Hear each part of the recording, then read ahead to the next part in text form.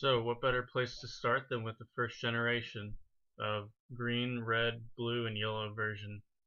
Um, First generation is pretty hard to judge objectively because there wasn't really anything quite like it before it, and every generation afterwards has been part of Generation 1's success. So you get a lot of people who are too mystified, too blinded by the nostalgia to really critically review these games, but don't worry, that's exactly what I'll do. Actually, before I begin, I just wanted to say that I will be splitting my reviews up into components. Mainly, what each generation gets right, what each generation gets wrong, an overall review of that generation, and a rating that's both overall in term like out of 10 basically. If I were to just rate a game out of 10, just a general video game, and then also a rating out of the series. So a rating 1 through 6 of where it fits in the generations, 1 being the highest ranking, 6 being the lowest. What it gets right. So the first thing that it gets right, obviously, is just the main idea and concept behind the whole series. Capturing, collecting, and training Pokemon in an RPG style format. And as you can see from the success of the series, clearly Game Freak did this correctly.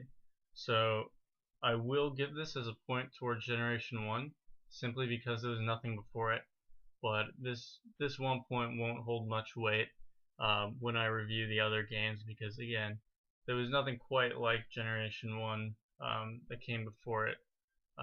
So I'll also be judging these games in terms of the generations preceding it.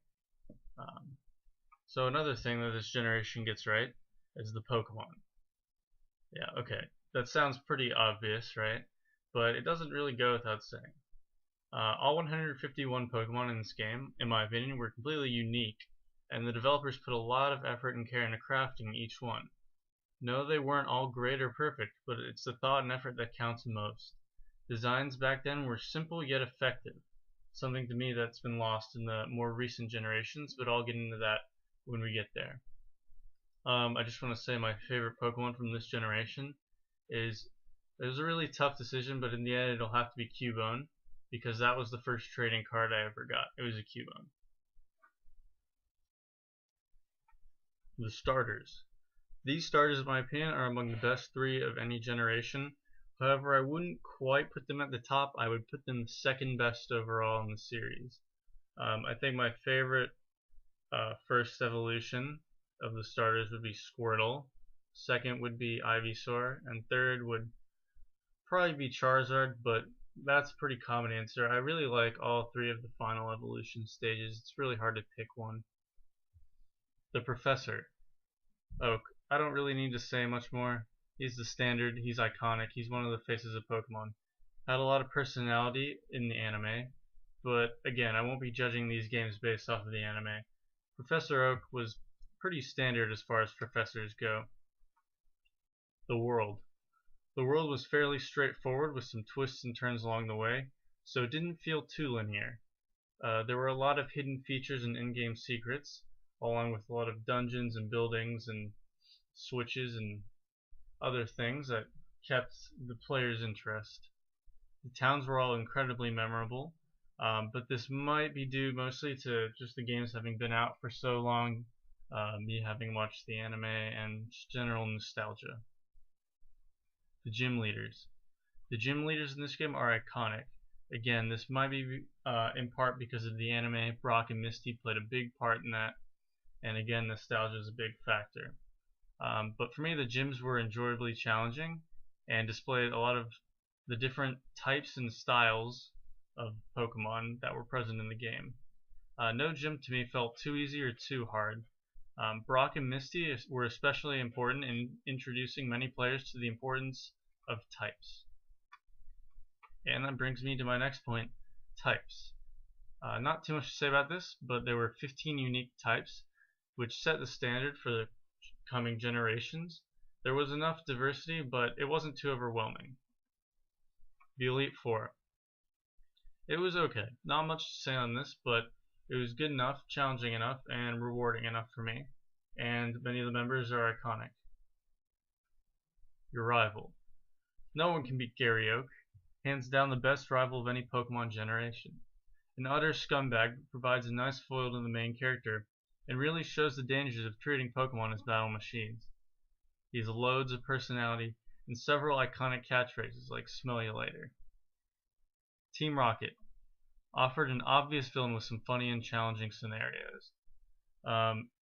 In the game, they weren't as rambunctious as they were in the anime, but again, I'm just judging these based off the game. I did like how they had a secret base, and Giovanni did have some personality to him, so that was pretty cool. The legendaries. I think Game Freak did these right, but they were nothing really special when you look at the other legendaries. The anime and lore around Mew and Mewtwo, though, was pretty incredible, and I did like the movies, but again, I'm trying to be objective here. It's pretty hard. There's so many rumors about how to catch Mew back in the day, which really added to Pokemon's allure, especially for Generation 1. Now you can look online to see how you can catch Mew in the in-game glitch, which I've done several times. It's pretty cool. You should give it a look if you haven't already. Mewtwo and the birds did add some post-game features, so that definitely helped in terms of post-game, but I'll get into that. The music. Hard to judge because it's so old, but again, a lot of music's iconic and brings back a lot of memories when I play. Again, it's really hard to judge it subjectively because this music doesn't really stand the test of time. Lavender Town was really creepy also. Sometimes I would just turn off the volume when I played on Lavender Town. The post game. Well, everyone wanted to collect them all, so Game Freak obviously did something, right? I thought the Safari Zone was really well done, provided a challenging post-game catching experience. The legendary birds and Mewtwo gave some extra motivation, but that motivation mostly came from years and years of searching for secrets and glitches, like the Missigno and Mew glitches that are present in the game. A lot of the post-game was built on the allure that people had for the game, the different rumors and stories, which, looking back on them, are obviously fake, but back in the day, you know, when you were a kid playing Pokemon, you'd believe anything to catch Mew. What Generation 1 gets wrong? Okay, now before I get a ton of hate mail, I just want to say this game doesn't get much wrong, per se. It was incredibly successful and started a global phenomenon that continues to this day. But with that being said, the game does have its faults. It isn't perfect. So let's get into those. The types. Some obvious problems involving over and underpowered types, including Psychic, Bug, Ghost, and Poison. Psychic was way overpowered in this generation. Not only that, but there was a complete unbalance in the number of types of different Pokemon. There were only 3 Dragon and Ghost types, 5 Ice. So that's not very many. Not only that, but attacking with a type seemed too fixated on what type the attack was rather than whether the attack was actually physical. So, if you had Hitmonchan, you could punch someone in the face with Fire Punch. And you know what that move was considered to be? That's right, special. You could punch some other Pokemon in the face, and it wouldn't matter how flabby your arms were. That, to me, was just really silly. Which brings me to the next point, the special stat. There was no distinction between special attack and special defense, so some Pokemon were over or underpowered, which changed entirely in the following installments. Some Pokemon were completely useless in Generation 1, and the next generation were really powerful, and vice versa. The sprites. I might get some disagreement here, but some sprites were an absolute jumbled mess. Venusaur looked abominable. He was horrible, especially in green version if you go look at the sprite. Also, what the hell is Golbat doing? They mostly got cleared up in later installments, thankfully. Yellow version sprites did clean up the sprites considerably. Yellow version. For me, it didn't add much. Pikachu followed you around and some colors changed. Some sprites were cleaned up. I did like how you could get all the starters in one go, however, and Pikachu, to be fair, is pretty cool to have as a starter.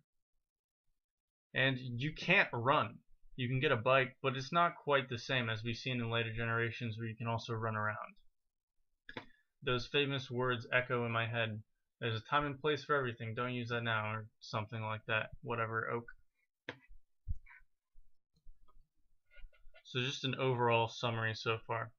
This generation set the standard for years to come.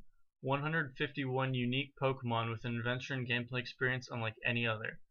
It's truly groundbreaking, but its originality makes it hard to judge objectively. Rate this game too highly and people will just say you're being nostalgic. And in some cases, most cases I think, this is pretty much true. This generation was far from perfect, but most importantly, it was fun, and that's what's most important. If I'm judging this game relative to other generations, I'll have to rate it out of 10 an 8.5 out of 10 as an overall rating. For the series, I'll put it third best generation out of 6. Okay, and that's it. Thanks for watching. Stay tuned for my next installments of upcoming generations. Let me know if you agree or disagree with what I say in the comments.